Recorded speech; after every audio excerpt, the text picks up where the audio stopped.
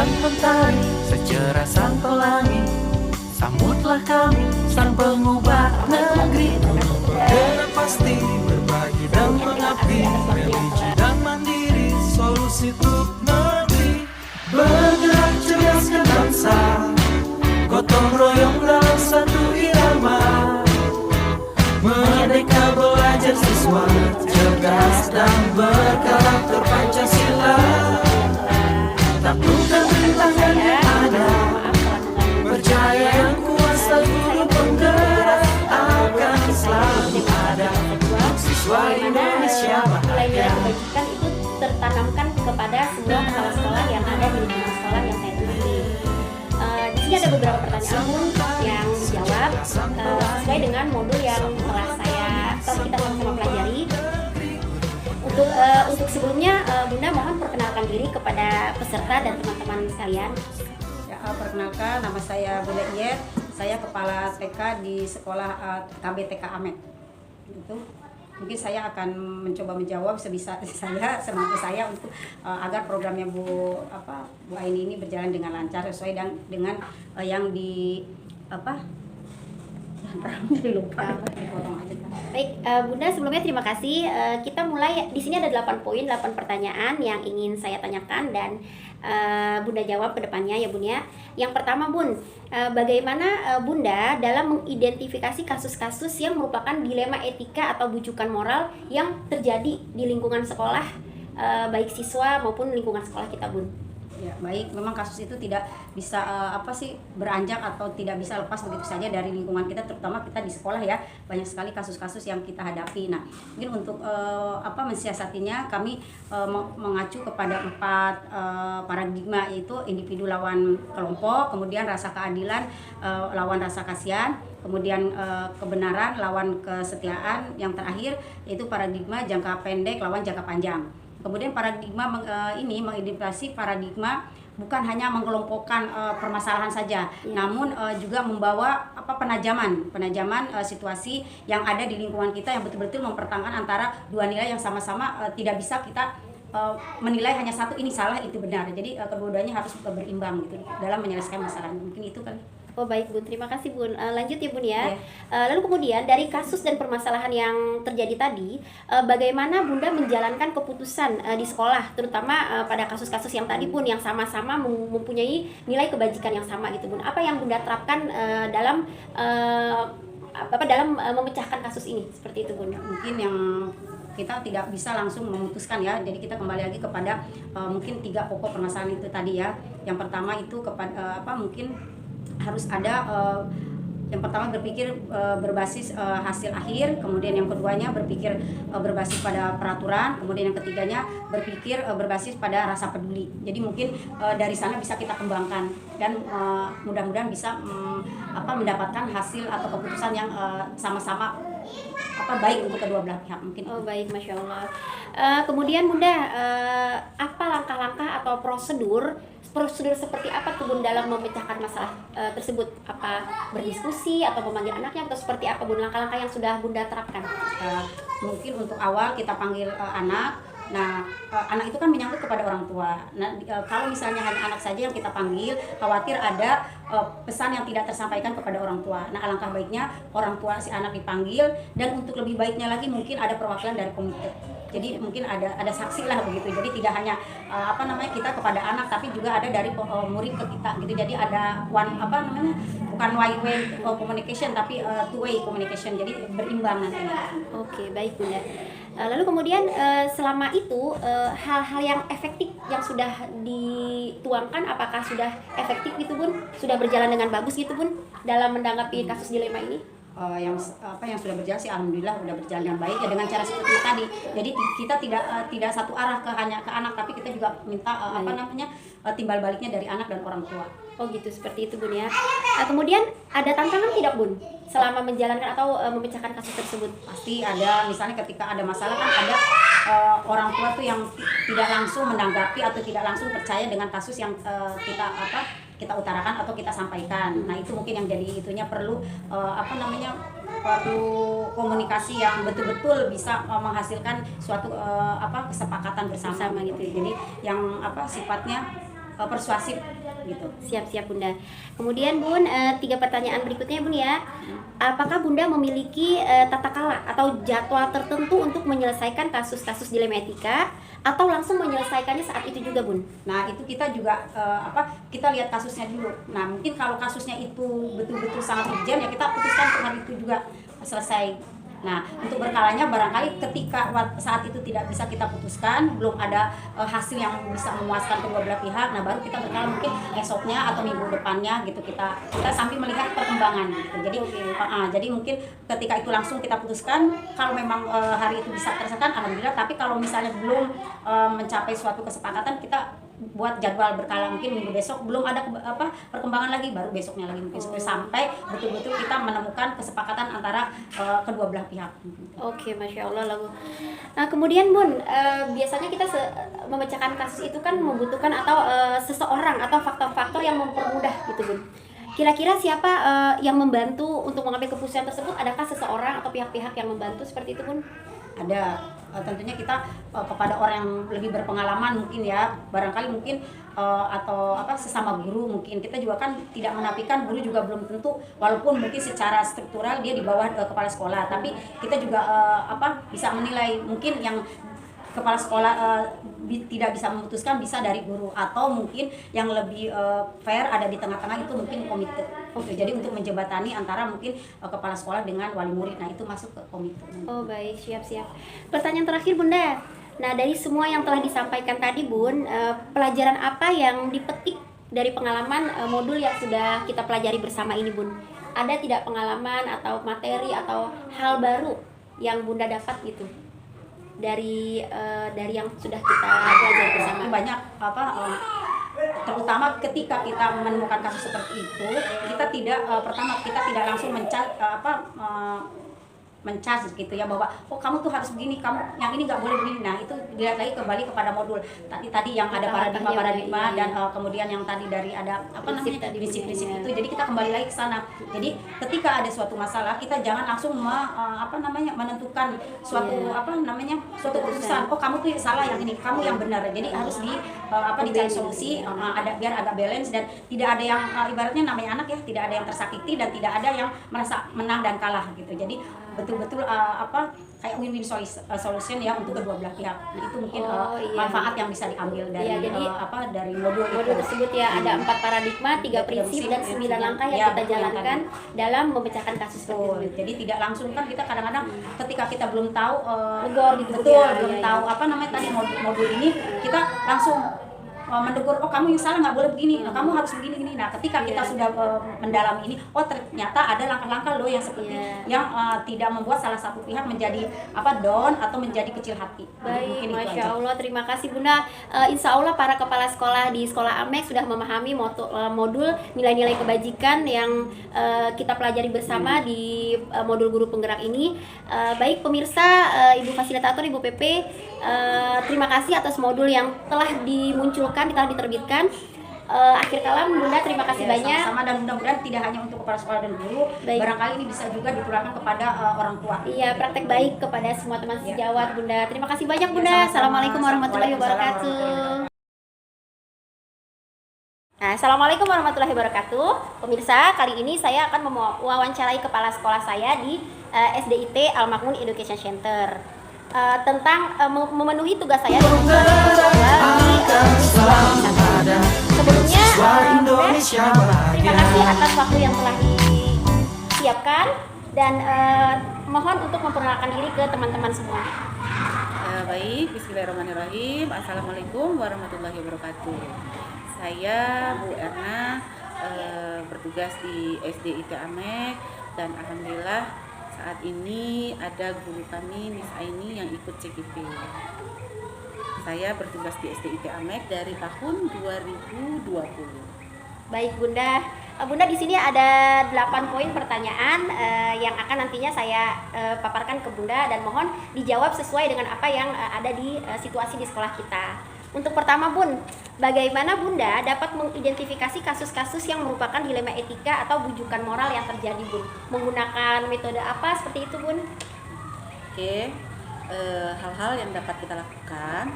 Yang pertama yaitu individu lawan kelompok. Yang kedua yaitu rasa keadilan dan rasa kasihan. Terus yang ketiga yaitu kebenaran lawan kesetiaan. Yang keempat yaitu jangka pendek lawan jangka panjang. Oh, baik. Seperti itu. Baik. Oke. Selanjutnya Bunda, pertanyaan nomor 2. Bagaimana Bunda menjalankan pengambilan keputusan di sekolah, terutama bila ada 2 kasus yang dua-duanya memiliki sama-sama benar dan memiliki nilai kebajikan yang sama, Bun? Bagaimana cara menyelesaikannya, Bun? Dalam penyelesaian masalah seperti itu ada beberapa hal yang perlu atau yang biasanya kami lakukan di sekolah, yaitu yang pertama berpikir berbasis hasil akhir. Terus yang kedua yaitu berpikir berbasis peraturan. Terus yang ketiga berpikir berbasis rasa peduli. Rasa peduli, baik ya Bunda ya. Jadi kita sebelum memutuskan sebuah kasus kita memikirkan hal-hal tersebut ya Bunda ya. Ya. Oke Bunda. Baik Bunda, selanjutnya langkah-langkah atau prosedur seperti apa yang biasa Bunda lakukan tuh? Apa kalau misalnya memecahkan masalah tersebut, apa berdiskusi atau bagaimana Bun bila ada suatu kasus? Biasanya saya akan menanyakan ke beberapa sumber gitu. Jadi kasusnya kasus apa dulu? Kasus anak, mungkin saya akan manggil siswa tersebut. Tapi sebelum saya memanggil siswa, saya panggil gurunya dulu, apa permasalahannya. Sesudah itu baru saya panggil siswa keduanya. Pertama saya panggil siswa A, kemudian siswa B yang bermasalah. Di tempat yang berlainan ya, Bu? Yang berlainan. Kemudian baru nanti kita ambil jalan tengahnya. Kemudian untuk penyelesaiannya kita ada guru BK. Oh, dengan guru BK ya Bu nanti ya. baru kita serahkan ke guru BK bagaimana hal yang terbaiknya. Tapi tetap selalu didampingi oleh saya sendiri. Baik, terima kasih Bunda. Kemudian Bunda, hal-hal apa saja yang selama ini dianggap efektif dalam mengambil keputusan pada kasus dilema etika? Hal yang efektif yang ibaratnya ini jalan keluarnya nih. Jadi setiap kita melakukan metode itu terpecahkan seperti itu Bunda. Yang hal-hal yang sangat efektif itu biasanya itu bersama guru ya. Bekerja sama dengan guru ya. Jadi guru sesudah itu guru ke guru BK. Jadi ada 3 komponennya, siswa, guru, kemudian guru BK, yang terakhir baru kepala sekolah. Oh, baik seperti itu ya Bu ya. Ya. Jadi penyelesaiannya harus melibatkan semua pihak. Jadi tidak ada istilahnya kesimpang siuran seperti itu. Nah, dalam memecahkan kasus tersebut Bun, ada tidak tantangannya Bun? Kalau setiap kasus itu pasti ada tantangan ya, dimanapun itu pasti ada tantangan. Tantangannya itu dikala di antara kita itu tidak menurunkan ego. Jadi ego masing-masing itu saling melihatkan atau menampilkan gitu loh, egonya masing-masing. Nah itu tantangannya. Tantangannya gitu. di situ ya Bu. Ya saling merasa benar sendiri seperti itu. Baik Bun. Kemudian Bun, untuk misalnya mendapatkan suatu kasus itu untuk menyelesaikannya ada waktu tertentu tidak Bun? Atau saat itu juga diselesaikan? Selama ini kita harus saat itu, tetapi bukan harus tuntas. Saat itu mungkin kita memanggil, misalkan kasus siswa, kita memanggil siswanya dulu. Nah, untuk besoknya misalkan guru misalnya belum ada waktu atau bagaimana, atau guru BK-nya lagi keluar, atau saya sendiri yang lagi tidak di tempat, dan itu bisa istilahnya itu memakan 2, 3 atau sampai seminggu gitu. Dan itu tidak sampai istilahnya sampai sebulan atau ya Bunda. Jadi secepatnya. Gitu. Oke, Itu. baik Bunda. 2 pertanyaan terakhir Bunda. Adakah seseorang atau faktor-faktor yang selama ini mempermudah atau membantu Bunda untuk mengambil keputusan dalam memecahkan kasus-kasus dilema etika yang tadi Bunda? Kalau itu pasti ada gitu, dan itu saya sangat bersyukur ya, partner kerja yaitu guru adalah partner kerja kepala sekolah itu sungguh sangat kolaborasinya bagus, kerjasamanya bagus. Jadi kadang-kadang suatu persoalan itu tidak sampai ke saya, cukup sampai di Waka atau di guru BK. Nanti saya hanya laporan saja seperti itu. Jadi kerjasama, keterbukaan itu memang sangat membantu gitu, dan kepercayaan itu, terutama kepercayaan bahwa segala sesuatu itu ada pasti guru atau misalkan Waka itu pasti bisa gitu. Jadi saling percaya. Oh, baik. Yang terakhir Bunda, dari semua yang telah disampaikan, pembelajaran apa yang telah dipetik dari pengalaman mengambil keputusan dilema etika? Kan seminggu yang lalu kita sudah mempelajari modul bersama-sama ya Bun ya. Ada 4 paradigma, ada 3 prinsip, ada 9 langkah-langkah bagaimana menyelesaikan sebuah kasus.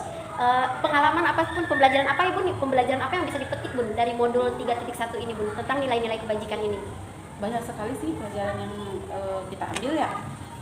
Terutama itu dalam permasalahan, menyelesaikan permasalahan. Jadi ada istilahnya itu langkah-langkah, oh, iya, step by step gitu, iya. seperti itu. Jadi segala sesuatu yang memang baru kita dapat itu pasti ada pembelajaran yang sangat bermanfaat. Oh baik, pemirsa, cukup sekian wawancara saya dengan kepala sekolah saya. Alhamdulillah modul 3.1 sudah sama-sama dipelajari dan praktik baiknya akan dituangkan ke teman-teman di sekolah. Terima kasih Bunda atas waktunya. Semoga modul ini bisa kita kembangkan dengan baik di sekolah kita. Assalamualaikum. Dan tetap semangat. Semangat. Assalamualaikum warahmatullahi wabarakatuh. Selamat pagi Miss Isma. Waalaikumsalam warahmatullahi wabarakatuh. Hai Miss Aini, selamat pagi. Selamat pagi pemirsa yang di sana. Semoga sehat semuanya. Amin amin ya robbal alamin. Baik Mentari sejarah sang pelangi, sambutlah kami sang pengubah negeri, penggerak pasti pada tugas demonstrasi kontekstual. Baik Miss Isma mungkin bisa memperkenalkan diri ke pemirsa. Silahkan. Baik, terima kasih Miss Aini dan pemirsa yang di sana. Pada kesempatan pagi hari ini, alhamdulillahirabbil alamin, kita dipertemukan dalam keadaan sehat. And I would like to introduce about myself. My name is Ismatul Maula MPD.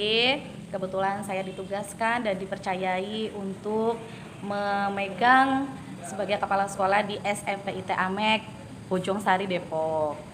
Alhamdulillah, saya sudah ini tahun ketiga saya menjalankan tugas saya sebagai kepala sekolah di SMP IT Amek. Banyak permasalahan-permasalahan yang memang harus kita cari problem solvingnya ya Miss ya. Oleh sebab itu semoga video ini bermanfaat dan kita bersama-sama mencerna dan saling diskusi permasalahan apa saja yang ada di sekolah kita dan di sekolah lainnya, dan kita juga saling sharing untuk problem solvingnya seperti apa. Begitu Miss Aini, terima Baik, kasih. Miss Isma, terima kasih untuk perkenalannya. Baik, saya mulai. Ada 1, 2, 3, 4, 5, 6, 7, 8 poin pertanyaan yang mohon dijawab dengan apa yang terjadi di sekolah kita. Seperti itu Miss Isma ya. Baik, siap. Pertama, bagaimana Ibu dapat mengidentifikasi kasus-kasus yang merupakan dilema etika atau bujukan moral yang terjadi di kelas atau di sekolah kita, Bu? Baik, Miss Aini dan teman-teman pemirsa yang di sana, bahwasanya memang dilema etika itu adalah suatu tantangan berat yang harus dihadapi dari waktu ke waktu. Artinya, dalam sebuah sekolah atau institusi pendidikan itu pasti ada suatu permasalahan-permasalahan yang berat yang dihadapi. Betul. Oleh sebab itu dalam secara umumnya memang dilema etika itu ada 4 kategori. The first point is individual versus community. The second point, justice versus mercy. The third point, versus loyalty. And fourth, or the finally, short term versus long term. Seperti itu. Jadi ada 4 kategori Miss Aini. Siap, baik Bu. Lalu kemudian bagaimana Ibu menjalankan pengambilan keputusan di sekolah kita, terutama pada kasus-kasus di mana ada 2 kepentingan yang sama benar atau sama-sama mengandung nilai kebajikan yang sama-sama benar dan mengandung nilai-nilai kebajikan seperti itu, Bu. Mungkin ada cerita kasus yang pernah Ibu tangani di sekolah? Baik. Memang SMP IT Amek ini adalah suatu sekolah yang bisa dikategorikan heterogen siswanya.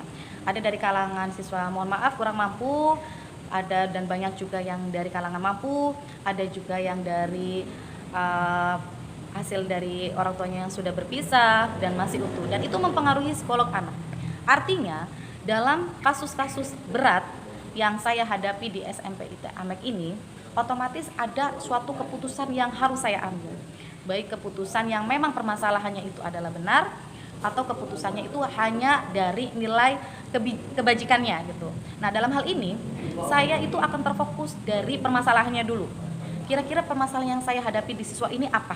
Contoh kasus misalkan, ketika ada siswa saya yang mempunyai permasalahan besar di keluarganya, itu ketika belajar di sekolah itu ternyata berpengaruh, mempengaruhi konsentrasi belajarnya, mempengaruhi semangat belajarnya, sehingga jarang masuk, kemudian di kelas juga hanya melamun karena suatu efek dari permasalahan yang dihadapi di rumahnya gitu.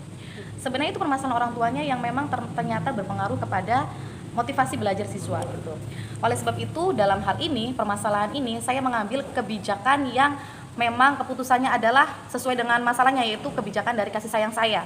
Artinya ketika ada seorang siswa yang tidak masuk atau jarang masuk karena suatu permasalahan dari orang tuanya, itu saya mengambil keputusan secara bijak sesuai dengan permasalahannya. Baik Bunda, terima kasih Bunda. Lanjut ke pertanyaan berikutnya mengenai kasus yang tadi itu, bagaimana Ibu melakukan langkah-langkah atau prosedur seperti apa yang Ibu lakukan untuk menangani kasus-kasus yang sudah Ibu hadapi? Baik, Miss Aini, sebenarnya dalam suatu permasalahan pastinya ada langkah-langkah dan solusi yang harus kita ambil ya. Betul. Dalam hal ini kebetulan di sekolah saya mengambil 3 prinsip dalam menyelesaikan atau langkah-langkah penyelesaian permasalahan. Yang pertama adalah end-based thinking, yaitu di mana cara berpikir basis hasil akhir. Yang kedua adalah rule-based thinking, di mana cara berpikir berbasis peraturan. Dan yang ketiga adalah care-based thinking, di mana cara berpikir berbasis rasa peduli. Itu yang saya ambil langkah-langkahnya untuk menyelesaikan permasalahan di SMP IT Amek. Suatu pengambilan keputusan walaupun telah berlandaskan pada suatu prinsip atau nilai-nilai tertentu, tetapi akan memiliki konsekuensi yang mengikutinya. Pada akhirnya memang kita perlu mengingat kembali hendaknya setiap keputusan yang kita ambil itu harus berdasarkan rasa dengan penuh tanggung jawab, nilai-nilai kebajikan universal, serta berpihak pada siswa. Baik Ibu, terima kasih. Lanjut ke pertanyaan berikutnya Bu. Hal-hal apa saja yang selama ini Ibu anggap efektif dalam mengambil keputusan pada kasus-kasus dilema etika? Mungkin apakah selain 3 prinsip dan 4 paradigma itu membantu atau ada tambahan lain Bu dalam Ibu menyelesaikan kasus-kasus yang terjadi di SMP ini?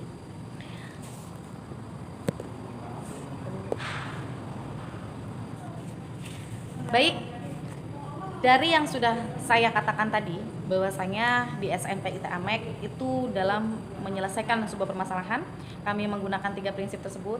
Insya Allah 3 prinsip tersebut itu sudah kami jalankan dan implementasikan di sekolah kami, dan sementara ini belum ada tambahan karena memang kasusnya baru ada 3 permasalahan dan 3 langkah ataupun 3 prinsip tersebut yang sudah kami terapkan sangat efektif sekali dan belum ada tambahan lagi Miss Aini.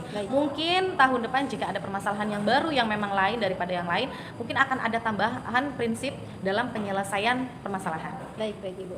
Dan kemudian ada tidak tantangan yang dihadapi dalam mengambil keputusan atau mungkin silih pendapat dengan teman sejawat atau seperti apa Bu? Jelas ya.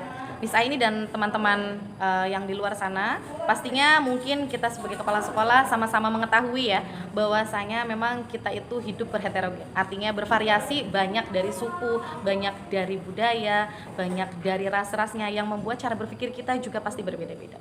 Begitupun ketika dalam penyelesaian masalah di siswa kita atau siswa kami gitu. Nah, ketika dalam menyelesaikan sebuah permasalahan dan kita sudah mengambil 3 prinsip yang tadi saya sudah sebutkan tadi, kebetulan ada beberapa guru yang memang sedikit berbeda. Artinya ketika kami mengumpulkan suatu kebijakan keputusan penyelesaian menggunakan dengan basis peraturan, kita sesuai dengan peraturan.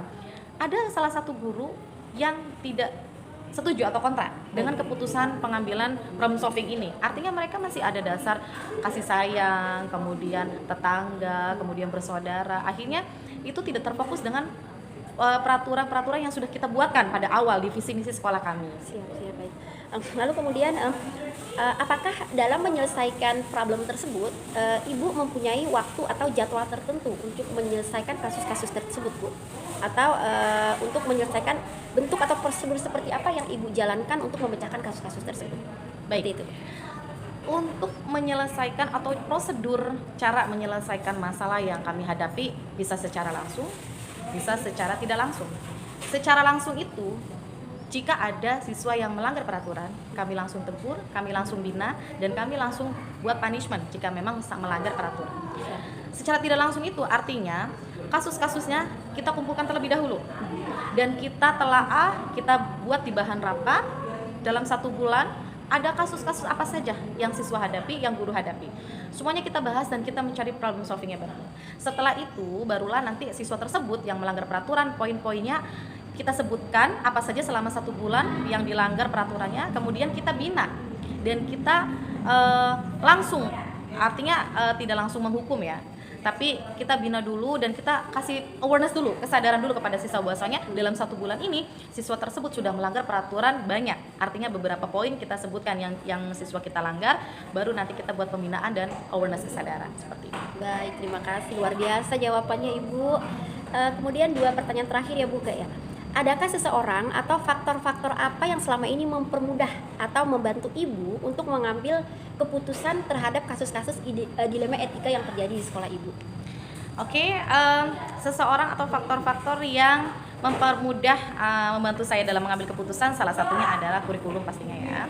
Kurikulum itu karena memang waka saya yang membantu bagaimana sih mengatur perodaran atau berjalannya KBM di sekolah, termasuk peraturan-peraturannya gitu.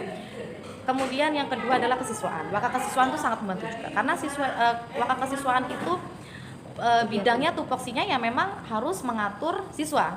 Artinya hal yang berkaitan dengan siswa, permasalahan-permasalahan yang dihadapi siswa itu biasanya bagian kesiswaan yang menangani, dan guru BK yang terakhir Miss Aini. Guru BK juga sangat membantu saya dalam menangani problem-problem sekolah, terutama problem dalam sekolah yang dihadapi oleh siswa seperti itu. Masya Allah, terima kasih Ibu.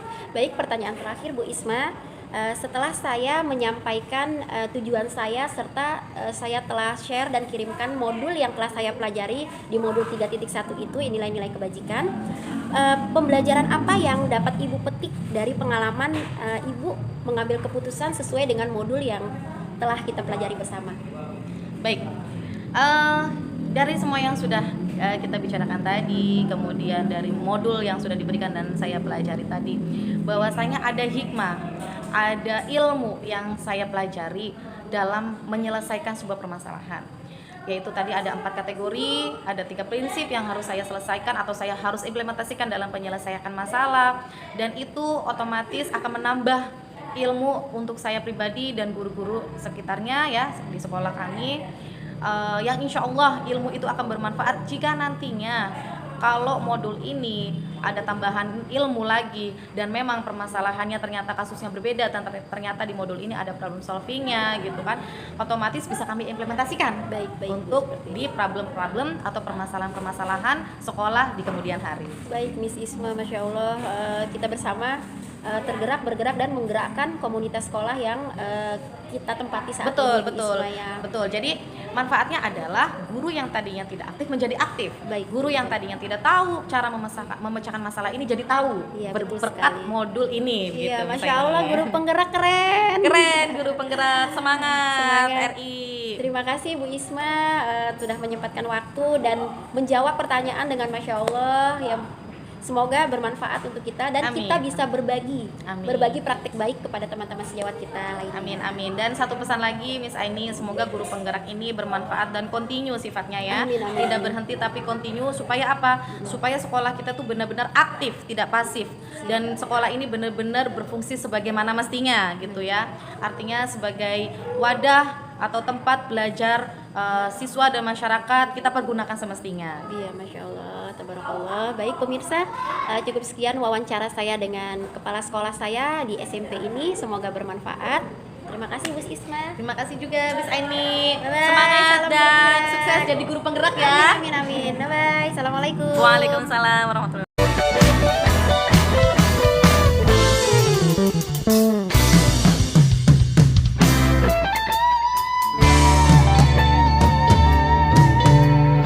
Bergerak cerdaskan bangsa, gotong royong dalam satu irama. Merdeka belajar siswa, cerdas dan bergerak terpadu.